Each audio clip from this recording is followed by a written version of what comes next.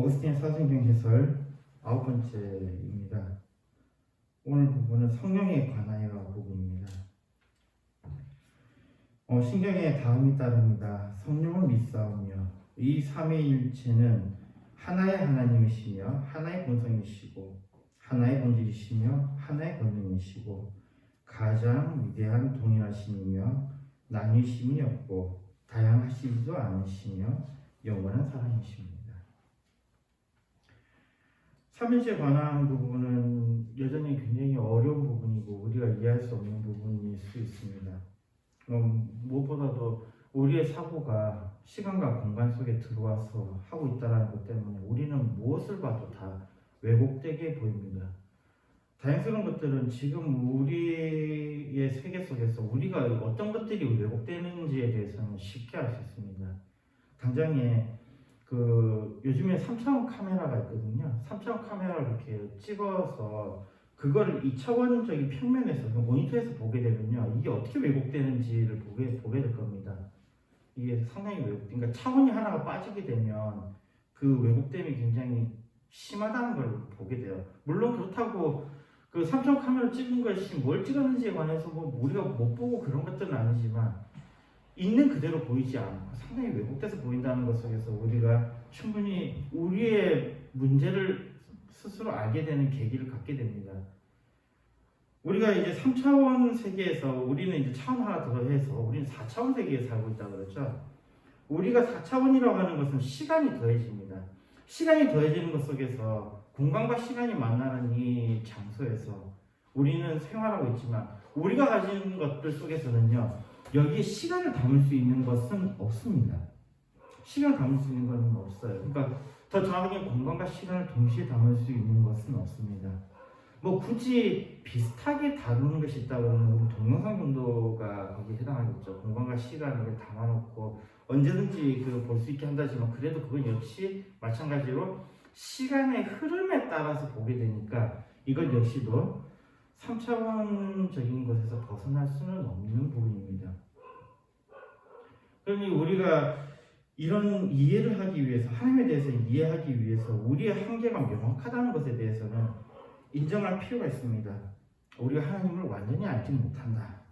그럼에도 불구하고 아까 이야기했듯이 3차원적인 것을 2차원에서도 어느 정도는 확인할 수 있는 것처럼 열심히 노력하는 사람들, 그리고 열심히 고민했던 사람들은 하나님에 대해서 여러 가지 많은 설명들을 해왔습니다. 그리고 가장 그래도 많이 받아들여진 것이 이 어거스틴이 생각했던 이 삼위일체에 관한 부분이고요. 이 어거스틴의 삼위일체에 관한 부분은 일단은 1차적으로는 플라톤의 철학을 차용을 했고 2차적으로는 아리스토텔레스의 철학을 차용을 했습니다. 특히 아리스토텔레스에 있어서 본질과 그 외의 것들에 관한 이야기에 관한 부분에서 삼위일체는 하나님에 대해서는 하나의 본질을 가지고 있고 그리고 여러 가지 우주적 속성 중에서 특별히 관계라는 속성을 가지고 들어와서 이 관계라는 속성 속에서 영혼이 존재한다는 것으로 그 철학을 풀어나가면서 영혼이라는 말이 딱 붙는 순간에는 그거는 더 이상 우주적 속성이 아니거든요. 영혼이란 말이 딱 붙는 순간 우주적 속성이 아니기 때문에 결국 본질적인 부분에서 그러니까 하나님에 대해서는 본질에 관한 이야기에서는 하나인데 관계에 있어서는 세 가지의 관계를 이야기하면서도 그것이 하나다라는 이야기를 하게 됩니다. 우리가 생활하는 것 속에서도 우리는 관계 속에서 일어난 것들에 대해서 실체가 존재하지 않습니다. 우리의 생활 속에서는요. 우리가 관계라고 이야기하는 것은 스승과 제자라는 이 관계에 관한 얘기에서 우리는 스승에 대해서 특정할 수 있고 제자에 대해서 특정할 수 있지만 스승이 혼자 있을 때에는 스승을 우리 특정할 수 없죠. 제자가 없는 스승은 있을 수 없잖아요. 제자가 있는 스승은 있을 수 없고 그 다음에 선생이 없는 제자는 있을 수가 없어요. 이것이 동시에 존재해야만이 여기에 대한 관계에 관한 이야기가 나오죠. 그러면 이 동시에 관한 이야기들을 절대 우리가 있는 이 세상에서는 동시에 관한 것이 존재하지 않으니까 이거는 어쩌면 우주적 속성에 그냥 머무르고 여기에 대한 우리가 실체를 밝혀낼 수는 없습니다. 그러니까 관계라는 것은 그냥 어떤 것과 어떤 것이 있을 때에 그 개념이 생기는 것 뿐입니다. 우리가 그 나라에 관한 이야기도 이 나라와 저 나라에 관한 이야기할 때도 이 나라라는 것이 어떤 겁니까? 관계 속에서 나라가 있는 것이 만약에 사람들이 다 그냥 동동이 다 있었으면은 그게 나뉠 이유가 없잖아요. 뭔가 차이점이 발생했을 때 관계가 발생하거든요. 차이점이 발생했을 때에. 근데 그 예수님에 관한 이야기를 할 때에 우리가 동시에 관한 이야기, 불과 빛에 관한 이야기가 있었습니다. 동시성에 관한 이야기가 있죠. 관계가 동시에 일어나게 되면 이거는 본질적인 부분까지도 올라가게 되는데 이 삼위일체에 관한 설명은 바로 이렇게 설명이 되고 있는 겁니다. 아버지가 없는 아들이 존재할 수 없는 것처럼 또는 아들이 없는 아버지가 존재할 수 없는 것처럼 물론 딸이 있는 아버지도 있군요. 뭐 그렇게 따지는 거하고 어쨌든 아버지가 없는 아들, 아들이 없는 아버지는 존재하지 않는 것과 같이 이것들 하나님과 예수님의 관계에 관해서는 이 부분을 관계를 가지고 설명을 합니다만 이것이 동시에 있었다라는 것과 동시에 있음과 함께 또 이것이 영원하다라는 것에 관한 이야기를 함으로 인해서 어거스틴은 그 하나님의 삼위일체에 관한 부분을 풀어 나가려고 했었습니다. 그런 가운데 또 다루지 못하는 부분이 있는데요. 계속 다루지 못한 부분이 바로 성에 관한 부분이죠. 우리가 지금 이렇게 암송하고 있는 또 우리가 이렇게 읽고 있는 사도신경에서는 성령이라는 단어가 몇 번 나옵니까? 우리가 가지고 있는 사도신경에는 성령이라는 단어가 몇 번 나오죠? 성령이라는 단어 몇 번 나옵니까? 사도신경 한번 보시면 금방 표가 나죠? 몇 번 나옵니까? 네, 2번 나오죠? 2번 나옵니다. 근데 재밌는 것은요, 성령을 믿사오며로 끝나요. 그 앞에 하나님에 대해서는 뭐라고 표현합니까? 하나님은 천지를 창조하신 분을 표현했고 예수님에 관해서는 여러 가지 말씀이 있었는데 성령에 관해서는 성령을 믿사오며라는 말로 끝납니다. 그렇다면 성령은 무슨 일을 하셨느냐 했더니 그럼 예수님에 관해서 올라갔을 때에 예수님에 대해서는 뭐예요? 예수님을 잉태하게 하신 분이다. 잠깐만, 그러면 여기서 우리가 좀 흥미로운 것은 예수님을 잉태하게 하셨다라는 것은 우리는 이때까지 성부 하나님을 알고 계시잖아요. 알고 우리는 그렇게 생각하고 있잖아요, 많이. 하나님께서 성부 하나님이라고 하는데 예수님을 잉태하게 하신 분이 누구예요? 성령이에요. 그걸 보니까 관계 속에서는 성령입니다. 그러니까 여기에 대해서 우리가 상당히 그 성령에 관해서는 뭐 제3의 어떤 것으로 생각하고 있는데 그게 아니고 아버지란 이름은 성부 하나님이 가지고 있는데 우리가 아버지라고 하는 것은 보통 그 자녀를 낳게 하는 것을 아버지라고 그러는데 자녀를 낳게 하는 분이 성령님이시니까 결국은 성령님은 어떻게 되는 거예요? 예수님의 아버지 같은 그런 느낌으로 우리에게 접근할 수 있게 되는 거죠. 이게 실제적인 우리가 갖고 있는 그 사도신경의 구조거든요. 근데 이 사도신경 구조에 대해서 이렇게 언급하지 않으면 사람들이 전혀 생각을 못 하시는 것 같더라고요. 자, 그러면은 성령님을 통해서 잉태하셨다라고 하는 이 표현이 사도신경에 그냥 박아놨느냐라고 했을 때는 그건 아니죠. 왜냐하면 성경에서 이미 말씀하고 있잖아요. 성경에서 성령을 잉태했다라고 우리가 알고 있는데 그러면 성령을 잉태했으니까 성령님이 곧 성부 하나님이시다라고 이야기하기에는 그 관계에 있어서는 그렇지는 않아요. 그러면 그리고 또 우리가 천지 창조 때에도 하나님께서 이 세상을 만드셨다고 했는데 사람을 창조하실 때에 거기에 보면은 사람의 코에 생기를 불어넣었다라는 표현을 쓰죠. 생기를 불어넣었다라는 그 표현이 루아흐거든요. 루아흐인데 루아흐가 곧 뭐예요? 그게 성령님이에요. 루아흐가 성령님이에요. 그러면 우리로 하여금 생명을 있게 하신 분이 누구라는 이야기가 되는 거예요. 그러니까 다 따지는 엄밀하게 따지는 게 아니고 단계 그 문구만 봤을 때는요. 우리에게 생명을 주시는 분은 성령님이시잖아요. 그리고 우리가 살아있는 동안에 우리와 함께 하시는 분이 또 뭐예요? 성령님이에요. 그리고 성경 속에서 특히 구약에서는 하나님께서 무엇인가의 역사를 하실 때에 거기에 항상 나오는 단어가 바로 루아흐라는 단어가 나와요.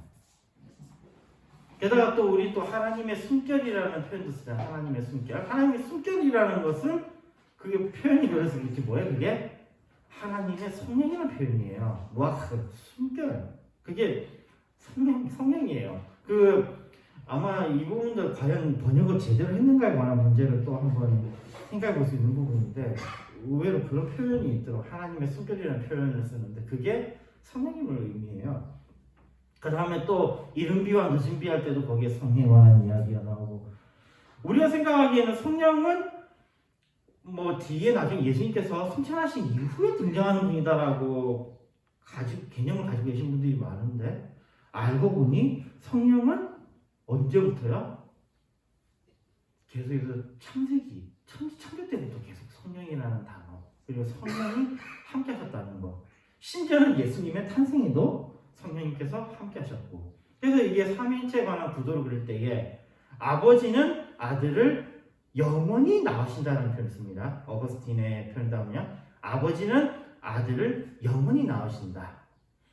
아들은 아버지로부터 영원히 출생한다 라는 표현을 씁니다. 그럼 성령은 어떤 관계인데 성령은 성령으로부터 유출한다는 표현을 써요. 유출. 표현을 참 애매하게 쓰고 있죠. 유출한다. 영원히 유출한다. 영원히 그로부터 나온다라는 겁니다.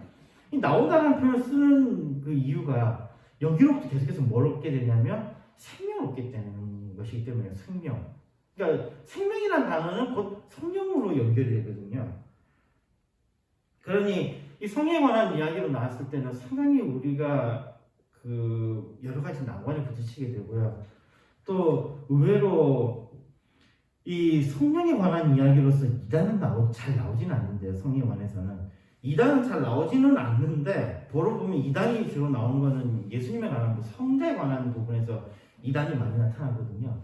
성령에 관해서는 이단이 잘 나오지는 않는데 이 성령에 관한 부분에 있어서는 상당히 많은 다양한 견해들이 존재하고 있습니다. 그러면 우리에 있어서 성령은 어떻게 받아들여야 되느냐라는 부분도 우리 여전히 가지고 있는데 우리가 가지고 있는 사도신경에는 성령에 관해서는 그냥 성령을 믿사오므로 끝납니다. 성령을 믿사오면 끝나고 성령이 했던 일은 예수님을 잉태하게 하셨다는 거. 그거 하나만 성령님의 역사가 기록되어 있어요.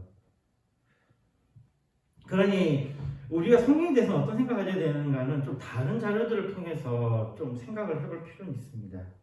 그리고 어거스틴이 성령에 관해서 뭐에 집중했는지에 대해서 좀 우리가 볼 필요도 있을 것 같습니다. 자, 성령이 하나님이신 것을 알기 원하십니까? 세례를 받으십시오. 그러면 여러분들은 그분의 성전이 될 것입니다. 성경은 말씀합니다. 너희 몸은 너희가 하나님께로부터 받은 바 너희 가운데 계신 성령의 전인 줄을 알지 못하느냐. 성전은 하나님을 위한 것입니다. 여기에 지금 어거스틴이 집중하고 있는 것은 성령을 통해서 집중하고 있는 것은 바로 세례입니다. 세례. 그리고 세례를 받게 되면은 그 이후에 성령이 어떻게 한다는 거예요? 그 안에 거하신다는 거예요. 그래서 이런 이미지가 있어요. 이건 단순한 이미지입니다. 하나님에 관한 기술이 아니에요. 이미지입니다. 이미지가 어떤 거냐면 성부 하나님은 위대하신 분으로 어디에 계시냐면 성전에 거하십니다. 하나님께서 거하실 때 처음에 성막에 거하셨잖아요. 성막에 거하시고 그 다음에 솔로몬의 성전에 거하시고 그리고 성전에 거하시는 하나님으로서 그래서 하나님을 만나기 위해서 성전으로 향하는 그 이미지가 있어요. 이거는 유대인들이 주로 가지고 있는 이미지입니다.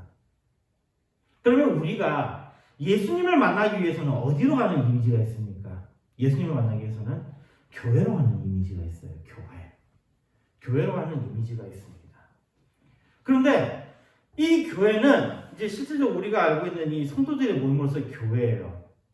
이 교회에 관한 이야기를 하면서 더 큰 이미지로 또 이렇게 나아가면 어떤 이미지가 있냐면 한 사람 한 사람이 곧 교회라는 의미가 됩니다. 한 사람 한 사람이 성전이 되는 거예요. 그리고 그 성전 안에 거하시는 분이 바로 성령님이다라는 그런 이미지를 가지고 있는 것입니다. 그러니까 성령님은 성전 안에 거하신데 그 성전이 어느 성전이냐? 바로 우리 안에 거하시는 성전이에요. 인간 안에 있는 그 성전. 이렇게 될 때 예수님께서 하신 말씀에 천국에 관해서는 여기 있다 저기 있다 하지 말라. 천국이 어디 있다? 너희 마음에 있느니라라고 했는데 그 마음에 누가 거하시면요? 성령님이 거하시면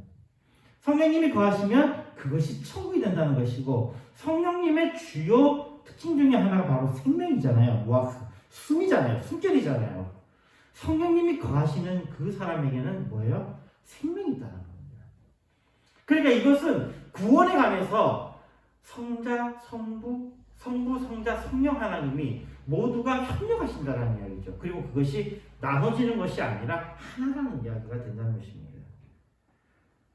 그러므로 또한 왕이며 선지자인 솔로몬은 하나님을 위한 성전 건축을 명받았습니다. 그리고 그가 하나님을 위해 성전을 건축함으로 그는 자신이 하나님께 경배하는 모습을 보였습니다. 그런데 그는 무엇으로 건축했습니까? 나무로 그리고 돌로 건축했습니다. 왜냐하면 하나님께서 그의 종을 통하여 주님께서 그에게 명하시고 주님께서 머무르셨던 그 땅에 자신의 집을 지을 것을 계획하셨기 때문입니다. 솔로몬이 성전을 건축했습니다. 그리고 그 건축한 성전에는 하나님께서 거하실 것입니다. 그리고 이것은 하나님께서 계획하셨던 것입니다. 읽어봅시다. 성경 말씀합니다. 솔로몬이 그를 위하여 집을 지었느니라. 그러나 지극히 높으신 이는 손으로 지은 곳에 계시지 아니하시나니. 사도행전 7장 47절 48절에 있는 말씀입니다. 솔로몬이 성전을 건축했는데 지극히 높으신 이는 그 손으로 지은 곳에 계시지 아니하시니. 그러니까 솔로몬의 성전에 하나님이 계시지 않는다는 말씀이에요. 유독 기독교 같은 경우에는 성지가 별로 의미가 없잖아요. 여전히 성지 순례 하시는 분들 뭐 계시긴 하지만 우리는 제가 알기로는 이슬람 같은 경우에는 자기 평생에 한 번이라도 어디를 가야 되면 그 성지에 가야 됩니다. 이슬람이 성지에 가봐야 돼요. 메카, 메디나에 가봐야 됩니다. 또 예루살렘 같은 경우에 있어서도 이 유대인들은 예루살렘을 방문하기를 소원합니다. 그런데 기독교인들은 특별히 그런 게 없어요. 그냥 가고 싶은 사람은 가는 거죠. 한번 가보고 싶다 하는 생각에 가보는 거지. 거기에 가는 것에 대해서 크게 생각하지 않아요. 왜냐하면 바로 이 사도행전 이 말씀을 근거하는 거예요. 그곳에 어디요? 솔로몬의 성전에, 예루살렘에, 또는 사람들이 이야기하는 그 성지에 하나님이 계시지 않는다는 것입니다. 봅시다. 그렇다면 만약 우리의 몸이 성령의 전이라면 성령의 전을 건축하신 그분은 과연 어떤 분이십니까? 오직 하나님이십니다. 그러므로 우리의 몸이 성령의 전이라면 하나님은 성령을 위한 성전과 심지어 우리의 몸까지 세우셨습니다. 하나님께서 우리를 창조하신 것은 누구를 위한 창조였다라는 거예요? 성령님을 위한 창조였다라는 거죠. 우리를 만드셨다라는 것은 그 안에 성령님이 거하시게 하시는 거예요. 왜 우리 몸을 깨끗이 해야 되냐라고 이야기할 때는 거기가 어디이기 때문이에요? 성령님이 거하시는 곳이기 때문입니다. 그러니까 성부 하나님은 성령님을 위해서 우리 몸을 만드셨다는, 우리 인간을 만드셨다는 거예요. 우리 인간에 성령님께서 거하시는 겁니다. 거기가 성전이 되는 거예요. 각 사람들이 바로 이 성전을 세우는 겁니다. 이게 굉장히 큰 의미가 있는 게요. 자, 여기에 관한 이야기는 좀 더 뒤에 가서 한번 해보겠습니다. 성경에서 말씀하고 있는 것에 주의를 기울여 봅시다. 오직 하나님이 몸을 고르게 하여 부족한 지체에게 존귀를 더하사 다양한 지체들에 관하여 말씀하고 있지만 몸은 분리되어서는 안 됩니다. 하나님께서 풀을 창조하셨습니다. 그렇다면 누가 우리 몸을 창조하셨습니까? 하나님이 우리의 몸을 창조하셨습니다. 우리는 풀을 만드신 분이 하나님이시라는 것을 무엇으로부터 증명할까요? 성경 읽어봅시다. 오늘 있다가 내일 아궁이에 던지우는 들풀도 하나님이 이렇게 입히시거든. 그러므로 입히시는 바로 그분이 창조하신 분이십니다. 어거스틴이 이 부분을 가지고 들어오는 것은 우리가 보고 있는 하찮은 풀도 하나님께서 만드셨다는 거예요. 그리고 거기에 대한 증거는 어디서 찾는다는 겁니까? 어디서 찾는다는 거예요? 말씀에서 찾겠다는 겁니다. 그 자연 철학자들이나 자연 신학자들은 이런 이야기를 해요. 우리가 세상을 바라볼 때 여기서 하나님을 볼 수 있다고 합니다. 여기서 하나님 볼 수 있다는 거예요. 그래서 이거를 자연계시라는 표현을 쓰죠. 그러나 우리는 거기 머무르지 않습니다. 우리는 특별계시를 더 중시해요. 특별계시가 뭐냐면 바로 말씀이거든요. 말씀을 통해서 하나님께서 그렇게 하셨다고 우리에게 알려주신 것을 우리가 알 수 있는 겁니다. 우리가 풀을 가만 쳐다보고 있으면 이게 하나님께서 만드신 것이다라는 것을 우리가 자연스럽게 알 수 있을까요? 여기에 대해서 어거스틴은 적어도 여기에 대해서는 의문을 던지는 겁니다. 지금 현재 이야기하고 있는 그 바로 자연 신학자들에 관해서 어거스틴은 벌써 그 3, 4세기 때 벌써 그때 여기에 대한 반박을 했어요. 반박하는 겁니다. 우리가 어떻게 할 수 있을까요? 그 풀을 바라보면 알 수 있다고요? 이 세상의 것들을 우리가 탐구하면 알 수 있다고요? 아니에요. 그것을 만드신 분이 하나님이시라는 것을 우리가 아는 것은 성경을 통해서 알 수 있습니다. 그렇다면 우리 몸이 하나님의 성전이라는 것을 또 어떻게 알 수 있을까요? 그것 역시도 말씀을 통해서 알 수 있다는 것입니다. 그리고 성경은 말합니다.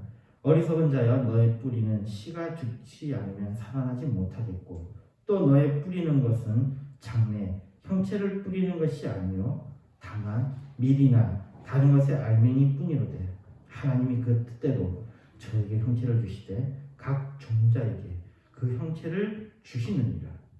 그러므로 만약 하나님께서 우리의 몸을 세우신다면 만약 하나님께서 우리의 지체를 세우신다면 그렇다면 우리의 몸이 성령의 전인 것입니다. 이 부분에서 우리가 볼 것은 우리는 그럽니다. 씨앗 안에 밀을 뿌리고 또 우리가 그 어떤 식물을 뿌릴 때 씨앗 안에 그 밀의 모습이 있다고 우리는 믿고 있죠. 그렇게 하면 된다고요.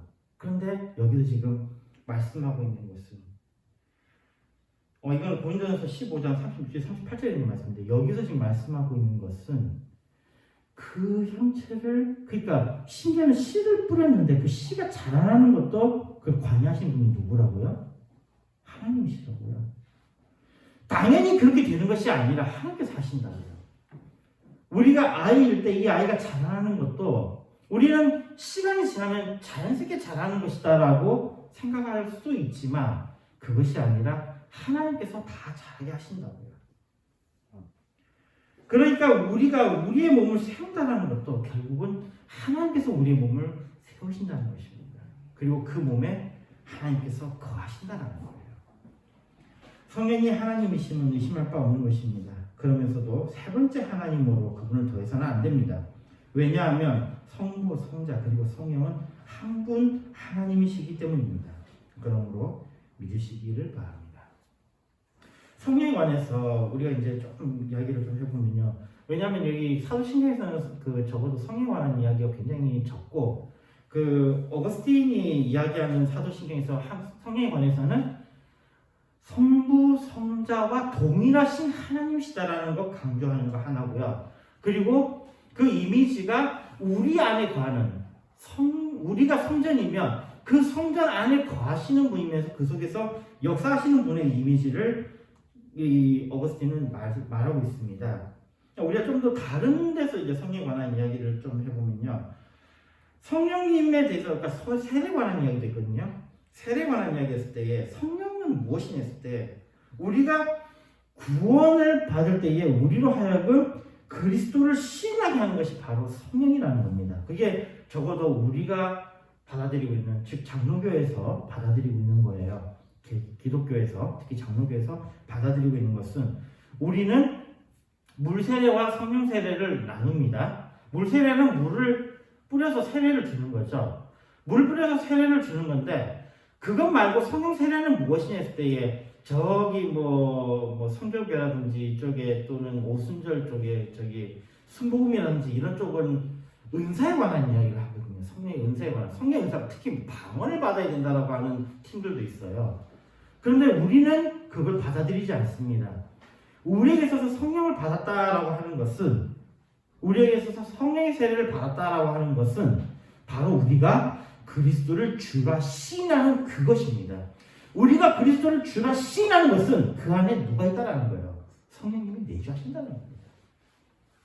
성령님께서 내주하시기에 우리가 그 속에서 그리스도를 주라 시인할 수 있게 된다는 거죠.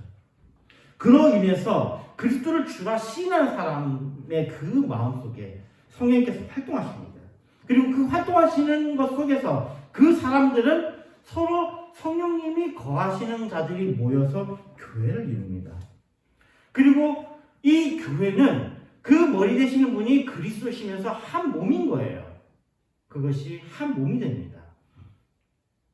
한 몸이 돼서 성령께서 내주하신 분으로 인해서 이 성령이 충만하게 되면 그 안에서 어떤 일이 일어나냐, 바로 선행이 일어난다는 거예요. 인간은 선을 베풀 수가 없어요.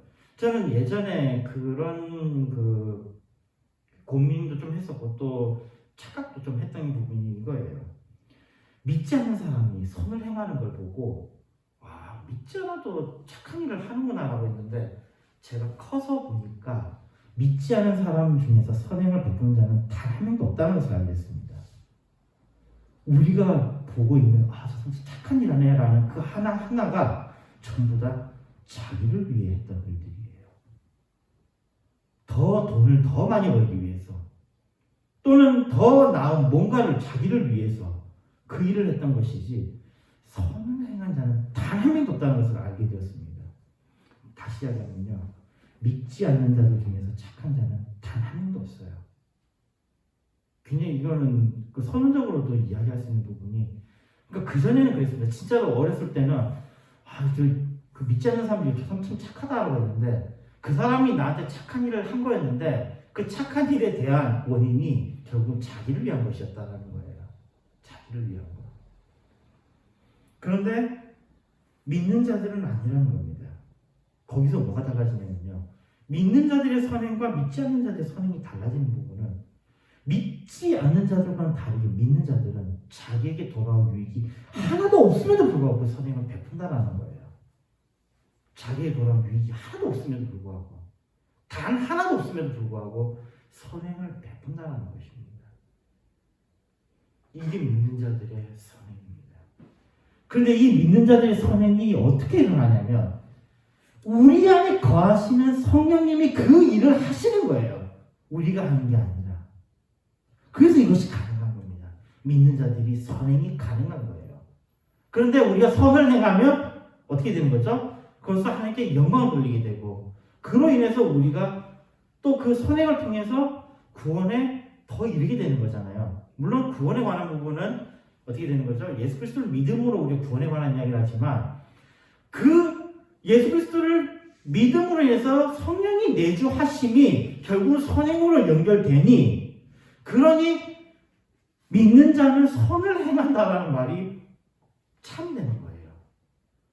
믿는 자들의 그 원래 악함 속에서 그들도 역시 마찬가지로 악행을 저지를 수 있습니다만, 적어도 믿는 자들 속에 계시는 성령님께서 활동하시는 안에서 믿는 자들은 정말로 선을 행할 수 있는 능력을 가지고 있다는 것입니다.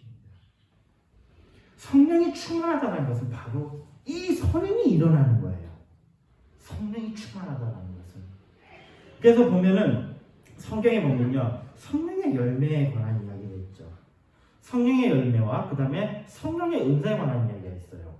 그리고 다른 종파에서 이야기하기를 성령 세례로서 주로 언급하는 그 방언이라는 것도 사실은 성령의 은사 중에 아주 별거 아닌 작은 것 중에 하나에 불과합니다. 왜 방언이라는 은사가 필요하냐면, 방언 은사가 필요한 자들이 있어요. 가장 대표적인 케이스가 그 예수님께서 승천하시고 난 이후에 모여있던 그 마가다락방에 모여있던 성도들, 그들이 성령을 받았을 때 서로 말을 할 수 있었어요. 그들이 서로 말할 수 있었습니다. 이게 그 세계를 다니다 보면요, 언어가 통일되어 있는 나라들이 그렇게 많지 않다는 걸 알게 됩니다. 언어가 통일되어 있는 나라들이 많지 않아요. 그러면 강한 나라들은 어떠냐? 강한 나라들 가보니까 주로 언어가 통일되어 있더군요. 강한 나라들. 미국이라는 나라는요, 그 안에 영어만 하면 별 문제가 없어요. 물론 그 안에 있는 뭐 다른 나라 말을 쓰는 사람들이 없지 않아 있습니다. 뭐 놀랍게도 미국 내에서는 뭐 스페인어가 상당히 많이 쓰인다 그러니까요. 많이 쓰인다 그러니까. 그렇지만은 적어도 미국이라는 나라는 영어 하나만으로도 충분히 통치가 가능해요. 중국은 어떻습니까? 중국도 각 지역에 가면 각 지방의 말들이 있지만 여전히 중국어 하나로서 모든 것이 통일되어 있을 수 있죠. 그러나 뭐 그 강한 나라 중에 강한 나라라기보다 인구가 많은 나라 중에서도 강한 나라 되지 못하는 대표적인 케이스가 인도죠. 인도 같은 경우에는 정말 많은 방언들이 있습니다.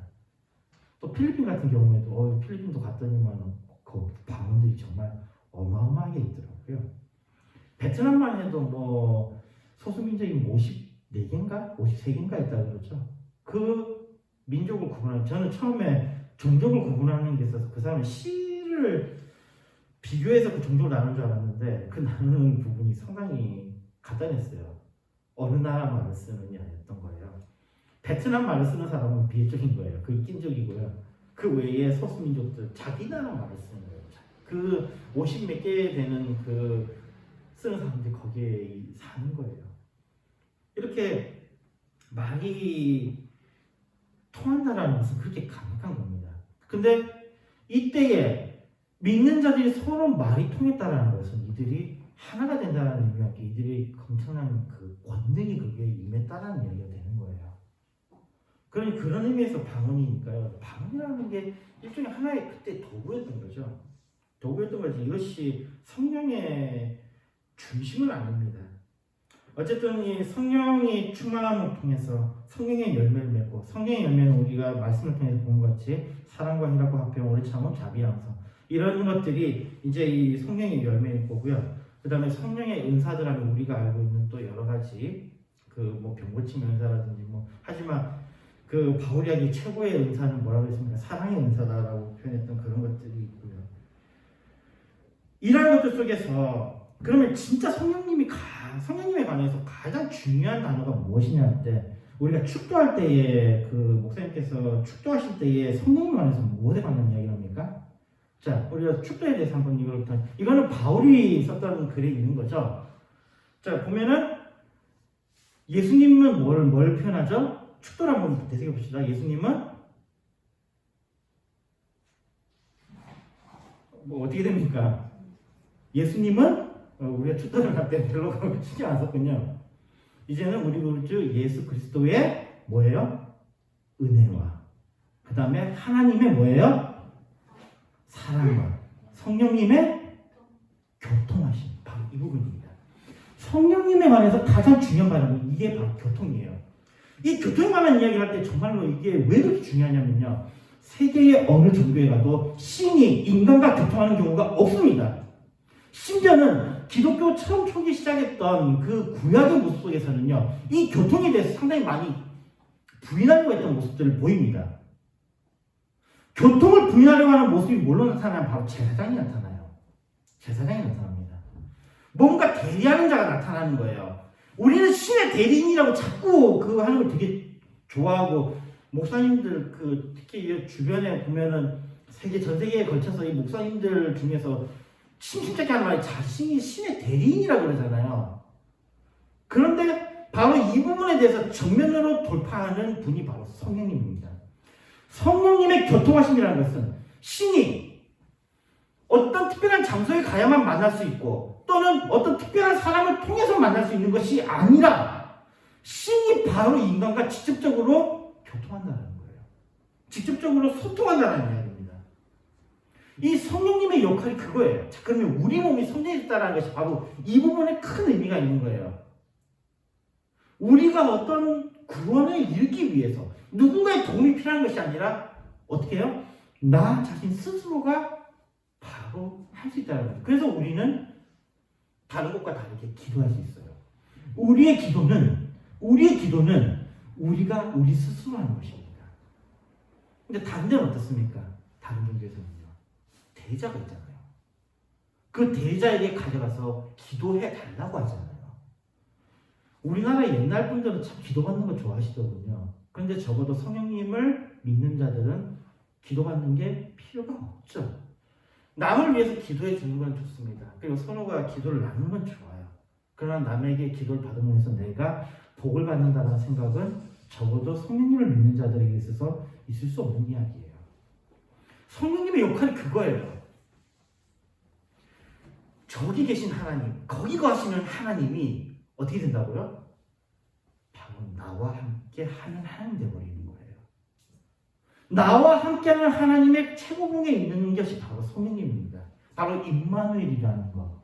하나님이 우리와 함께 하신다는 그 말씀은 저기 계시는 하나님이 아니라 또 언젠가 2000년 전에 이 땅에 오셔서 함께 하셨던 그 예수님과는 다르게 이 하나님은 지금도 우리와 함께 하시는 겁니다. 솔로몬의 성전이 있을 때에 그곳에 거하시던 하나님, 그리고 골고다 십자가에 달려 돌아가셨던 그 예수님. 그러나 그분들은 지금 우리의 입장에서는 굉장히 멀게 느껴지지만 성령님은 교통하시는 분이에요. 우리와 소통하시는 분입니다. 우리 안에 거하시는 분이에요. 우리와 함께 하시는 분입니다. 이게 성령님에게 가장 중요한 부분이에요. 세상에 여타 모든 종교와 구분짓는 것은 바로 성령님입니다. 직접적으로 믿는 자들이 신과 소통하는 종교, 그런 종교 봤습니까? 없어요. 이단들도 어떻게 접근합니까? 내가 예수다 하면서 자기가 대리자 역할을 하잖아요. 근데 참 기독교는요, 임마누엘이야. 참 기독교는 임마누엘입니다. 하나님이 나와 함께 하시는 거예요. 우리와 함께 하시는 겁니다. 참 기독교는 성령이 그 중심에 있어요. 성령이 그 중심에 있습니다. 그 성령님은 교통하시는 분입니다. 성령의 교통하심이 우리가 직접 담대하게 하나님께 나아갈 수 있는 것입니다. 우리가 직접 하나님께 기도할 수 있는 것입니다.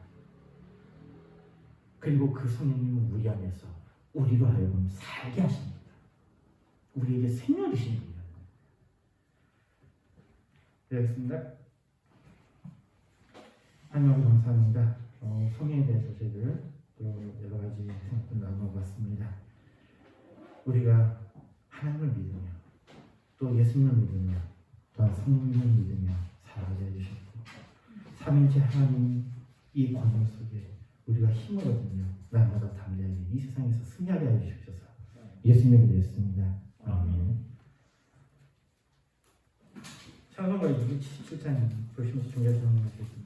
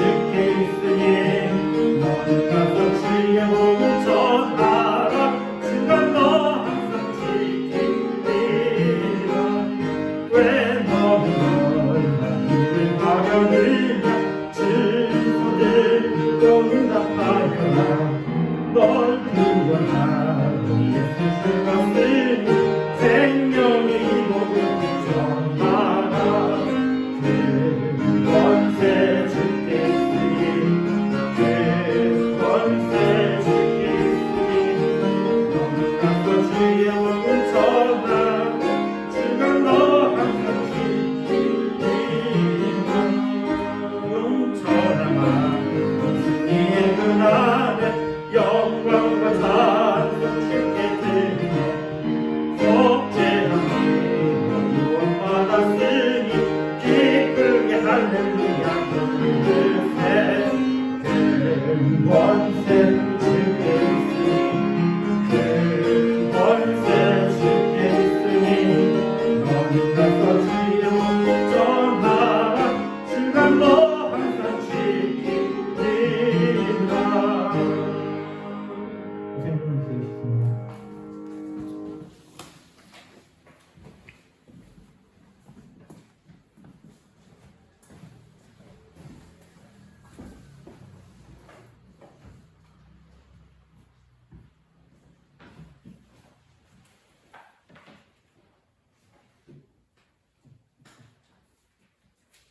기도하겠습니다.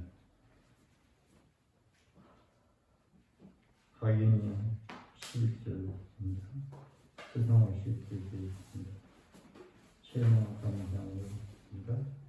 공짜 감사합니다. 전혀 형편의 없이 기뻐할 수 있게 하신 감사드립니다. 확인입니다. 건축 세상 건축 확인 성경금 세상 성경금 확인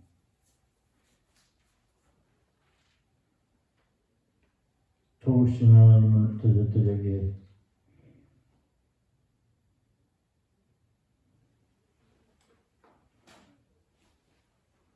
귀한 말씀을 전하게 하시고 그 말씀을 받아들일 수 있도록 역사하심을 감사합니다. 성령 하나님, 성부 하나님, 성자 하나님,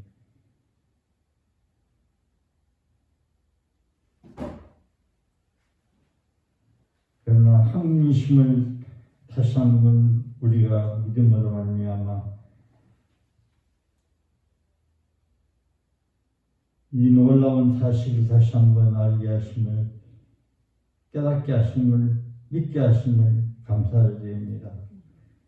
이 시간에 귀한 예물을 드렸습니다. 11조로 감사로 주 이름으로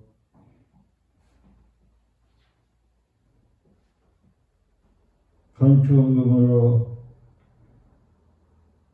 성경금으로 저희 손길마다 우리 하나님이 은혜를 입혀주시고 지혜 명철 총명을 더하여 주셔서 하나님이 기뻐하는 데 사용되도록 특별히 관리하는 자들의 손길을 주님 지혜 명철과 총명과 아버지 하나님 명철을 더하여 주셔서 꼭 하나님이 기뻐하는 데 사용되는 예물에도 인도받게 하여 주옵소서. 이 예물이 쓰여진 곳에 하나님의 나라가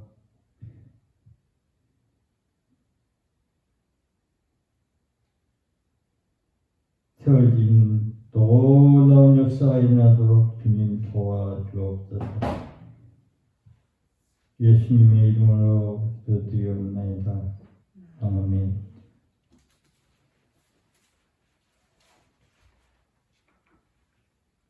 찬송가 3장입니다.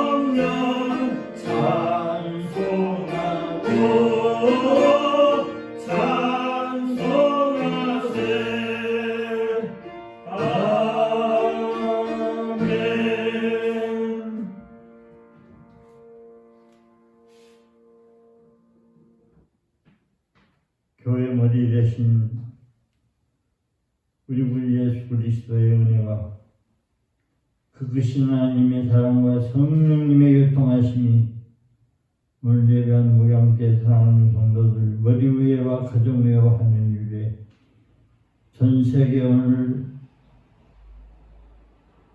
예수를 구주로 믿는 자들이 드린 이 귀한 예배를 받으시고 그들에게 머리 위에와 가정 위에와 하늘 위에 앞으로 전도하서 구원받을 자들 머리 위에와 가정 위에와 하늘 위에